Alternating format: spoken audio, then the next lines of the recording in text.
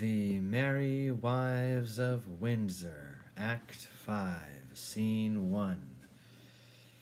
Enter Falstaff, Mistress quickly, Falstaff. Prithee, no more prattling. Go, I'll hold.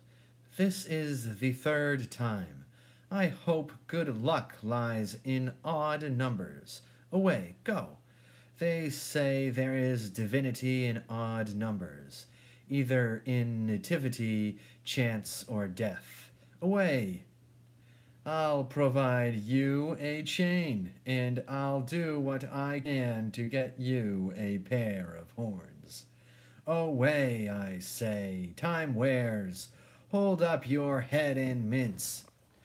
How now, Master Brooke, Master Brooke, the master will be known tonight or never. Be you in the park about midnight at Hearn's Oak, and you shall see wonders. Went you not to her yesterday, sir, as you told me you had appointed? I went to her, Master Brooke, as you see, like a poor old man. But I came from her, Master Brooke, like a poor old woman. That same knave Ford, her husband, hath the finest mad devil of jealousy in him, Master Brooke, that ever governed frenzy. I will tell you he beat me grievously, in the shape of a woman. For in the shape of a man, Master Brooke, I fear not Goliath with a weaver's beam, because I know also life is a shuttle. I am in haste. Go along with me. I'll tell you all, Master Brooke. Since I plucked geese, played truant, and whipped top, I knew not what 'twas to be beaten till lately. Follow me, I'll tell you strange things of this knave Ford, on whom tonight I will be revenged, and I will deliver his wife into your hand. Follow, strange things in hand, Master Brooke, follow. Scene 2. Come, come, we'll couch I the castle ditch till we see the light of our fairies. Remember, son slender, my daughter. Forsooth, I have spoken with her, and we have a nay word how to know one another. I come to her in white and cry, Mum. She cries, Budget, and by that we know one another. That's good too. But what needs either your mum or her budget? The white will decipher her well enough. It hath struck 10 o'clock. The night is dark. Light and spirits will become it well. Heaven prosper our sport. No man means evil but the devil, and we shall know him by his horns. Let's away, follow me. Scene 3. Master Doctor, my daughter is in green. When you see your time, take her by the hand, away with her to the deanery, and dispatch it quickly. Go before into the park, we two must go together. I know what I have to do, adieu. Fare you well, sir. My husband will not rejoice so much at the abuse of Falstaff as he will chafe at the doctor's marrying my daughter. But 'tis no matter, better a little chiding than a great deal of heartbreak. Where is Nan now, and her troop of fairies, and the Welsh devil Hugh? They are all couched in a pit hard by Hearn's Oak with obscured lights, which at the very instant of Falstaff's and our meeting they will at once display to the knight. That cannot choose but amaze him. If he be not amazed, he will be mocked. If he be amazed, he will every way be mocked. We'll betray him finally against such lewdsters and their lechery. Those that betray them do no treachery. The hour draws on to the oak, to the oak. Scene 4. Trib, trib, fairies, come and remember your parts. Be pulled, I pray you, follow me into the pit. And when I give the watchwords, do as I bid you. Come, come, trib, trib. Scene 5. The Windsor bell hath struck 12. The minute draws on. Now the hot, bloody gods assist me. Remember, Jove, thou wast a bull for thy Europa, love set on thy horns. O powerful love, that in some respects makes a beast a man, in some other a man a beast. You were also Jupiter, a swan for the love of Leda. O omnipotent love, how near the god drew to the complexion of a goose. A fault done first in the form of a beast, O Jove, a beastly fault. And then another fault in the semblance of a fowl. Think on't, Jove, a foul fault. When gods have hot backs, what shall poor men do? For me, I am here a Windsor stag, and the fattest, I think I the forest. Send me a cool rut time, Jove, or who can blame me to piss my tallow? Who comes here, my doe? Sir John, art thou there, my dear, my male dear? My doe with the black scut. Let the sky rain potatoes. Let it thunder to the tune of green sleeves. Hail, kissing comfits and snow erongos. Let there come a tempest of provocation. I will shelter me here. Mistress Page is coming with me, sweetheart. Divide me like a bribbed buck, each a haunch. I will keep my sides to myself, my shoulders for the fellow of this walk, and my horns I bequeath your husbands. Am I a woodman, ha? Speak I like Herne the hunter. Why now is Cupid a child of conscience. He makes restitution. As I am a true spirit, welcome! Alas, what noise! Heaven forgive our sins! What should this be? Away, away! I think the devil will not have me damned, lest the oil that's in me should set hell on fire. He would never else cross me thus. Fairies, black, gray, green, and white, you moonshine revelers, the shades of night, you orphan heirs of fixed destiny, attend your office and your quality. Crier hobgoblin, make the fairy oys. Elves, list your names, silence you airy toys. Cricket to Windsor chimneys shalt thou leap, where fires thou findest unraked and hearths unswept. There pinch the maids as blue as bilberry, our radiant queen hath sluts and sluttery. They are fairies, he that speaks to them shall die. I'll wink and couch, no man their works must eye.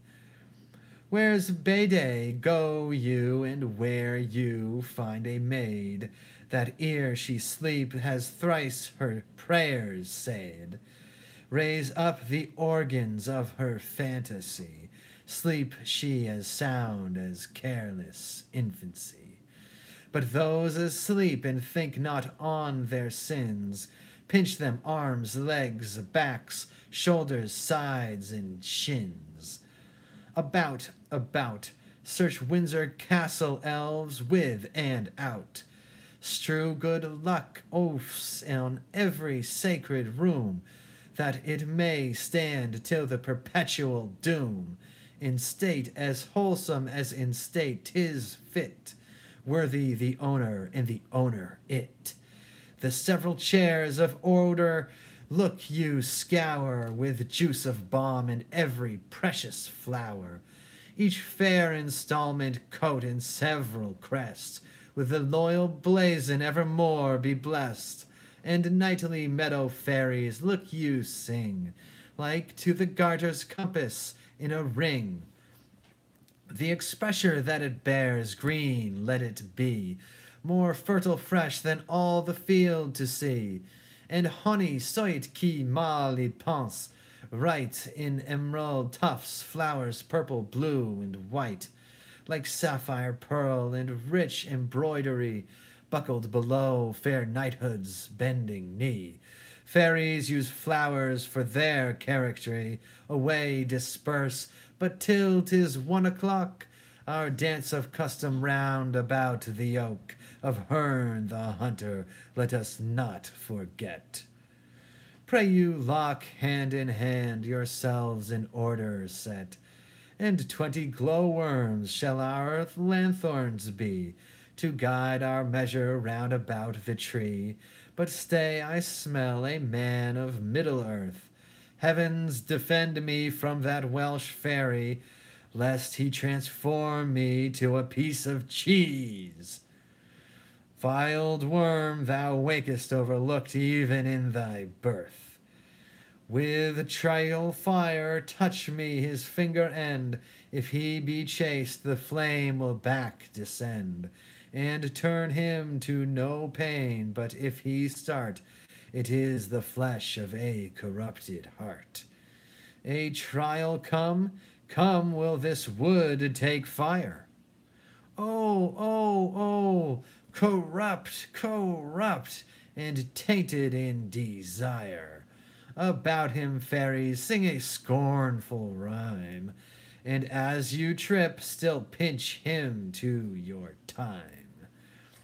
Fie on sinful fantasy, fie on lust and luxury. Lust is but a bloody fire, kindled with unchaste desire, fed in heart whose flames aspire, as thoughts do blow them higher and higher. Pinch him, fairies, mutually, pinch him for his villainy. Pinch him and burn him and turn him about, till candles and starlight and moonshine be out. Nay, do not fly, I think we have watched you now. Will none but Herne the hunter serve your turn? I pray you come, hold up the jest no higher. Now, good Sir John, how like you Windsor wives? See you these husband, do not these fair yokes become the forest better than the town? Now, sir, who's a cuckold now? Master Brooke, Falstaff's knave, a cuckoldy knave. Here are his horns, Master Brooke, and master, he hath enjoyed nothing of Ford's, but his buck basket, his cudgel, and 20 pounds of money, which must be paid to master. His horses are arrested for it, master. Sir John, we have had ill luck. We could never meet. I will never take you from my love again, but I will always count you my dear. I do begin to perceive that I am made an ass. Ay, and an ox too. Both the proofs are extant. And these are not fairies. I was 3 or 4 times in the thought they were not fairies, and yet the guiltiness of my mind, the sudden surprise of my powers, drove the grossness of the foppery into a received belief, in despite of the teeth of all rhyme and reason, that they were fairies. See now how wit may be made a jackalent when 'tis upon ill employment. Sir John Falstaff, serve Got, and leave your desires, and fairies will not pince you. Well said, Fairy Hugh, and leave you your jealousies too, I pray you. I will never mistrust my wife again, till thou art able to wooer in good English. Have I laid my brain in the sun and dried it, that it wants matter to prevent so gross overreaching as this? Am I ridden with a Welsh goat too? Shall I have coxcomb of frias? 'Tis time I were choked with a piece of toasted cheese. Seas is not good to give putter, your belly is all putter. Seas and putter, have I lived to stand at the taunt of one that makes fritters of English? This is enough to be the decay of lust and late walking through the realm. Why, Sir John, do you think, though we would have thrust virtue out of our hearts by the head and shoulders, and have given ourselves without scruple to hell, that ever the devil could have made you our delight? What a hodge pudding! A bag of flax? A puffed man? Old, cold, withered, and of intolerable entrails? And one that is as slanderous as Satan, and as poor as Job, and as wicked as his wife, and given to fornications, and to taverns, and sack, and wine, and metheglins, and to drinkings, and swearings, and starings, and pribbles, and prabbles? Well, I am your theme. You have the start of me. I am dejected. I am not able to answer the Welsh flannel. Ignorance itself is a plummet over me. Use me as you will.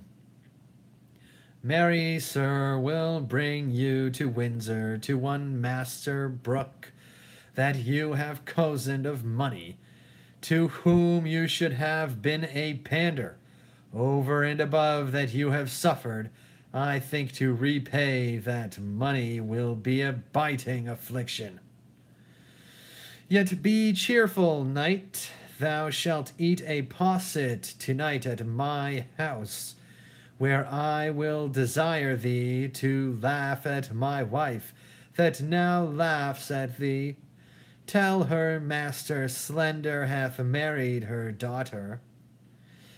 Doctors doubt that. If Anne Page be my daughter, she is by this Dr. Caius's wife. Whoa, ho, ho, Father Page. Son, how now? How now, son? Have you dispatched? Dispatched? I'll make the best in Gloucestershire know on't. Would I were hanged else. Of what, son? I came yonder at Eton to marry Mistress Anne Page, and she's a great lubberly boy. If it had not been I the church, I would have swinged him, or he should have swinged me. If I did not think it had been Anne Page, would I might never stir, and 'tis a postmaster's boy. Upon my life, then, you took the wrong. When need you tell me that? I think so when I took a boy for a girl. If I had been married to him for all he was in woman's apparel, I would not have had him. Why, this is your own folly. Did not I tell you how you should know my daughter by her garments? I went to her in white and cried, Mum, and she cried, Budget, as Anne and I had appointed, and yet it was not Anne, but a postmaster's boy. Good George, be not angry. I knew of your purpose. Turned my daughter into green, and indeed she is now with the doctor at the deanery, and they're married. There is Mistress Page, by God, I am cozened. I have married un garçon, a boy, un peasant, by God. A boy, it is not an Page, by God, I am cozened. Why, did you take her in green? By God, 'tis a boy, beguile, I'll raise all Windsor. This is strange, who hath got the right Anne? My heart misgives me, here comes Master Fenton. How now, Master Fenton? Pardon, good father, good my mother, pardon. Now, mistress, how chance you went not with Master Slender? Why went you not with Master Doctor, maid? You do amaze her, hear the truth of it. You would have married her most shamefully, where there was no proportion held in love. The truth is, she and I long since contracted, are now so sure that nothing can dissolve us. The offense is wholly that she hath committed, and this deceit loses the name of craft, of disobedience or unduteous title, since therein she doth evitate and shun 1,000 irreligious cursed hours, which forced marriage would have brought upon her. Stand not amazed, here is no remedy. In love the heavens themselves do guide the state. Money buys land, and wives are sold by fate. I am glad, though you have taken a special stand to strike at me, that your arrow hath glanced. Well, what remedy, Fenton, heaven give thee joy? What cannot be eschewed must be embraced. When night dogs run, all sorts of deer are chased. Well, I will muse no further, Master Fenton. Heaven give you many, many merry days. Good husband, let us every one go home, and laugh this sport over by a country fire. Sir John and all. Let it be so, Sir John. To Master Brooke you yet shall hold your word, for he tonight shall lie with Mistress Ford. End of the Merry Wives of Windsor. Everyone's happy. So, two little graphics at the end. This is them doing their deer dance, and they all had antlers on, making the play by the big oak at Herne.